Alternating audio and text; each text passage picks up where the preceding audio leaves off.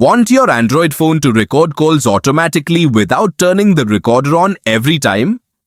In this tutorial, I'll show you how to enable automatic call recording, explain the available recording options, and where to find your saved recordings afterward.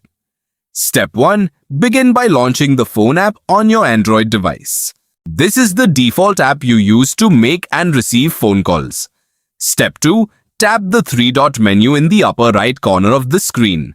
From the menu that appears, select Settings to access your calling preferences. Step 3. Scroll through the settings until you see Record Calls or Call Recording. The name may differ slightly depending on your phone's manufacturer and Android version. If you don't see this option, your device or region may not support built-in call recording. Step 4. Tap Auto Record Calls and switch the feature on.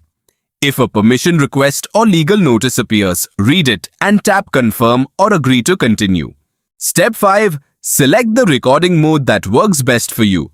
All calls records every incoming and outgoing call. Unsaved numbers records calls from numbers not saved in your contacts. Specific numbers records calls only from contacts you choose.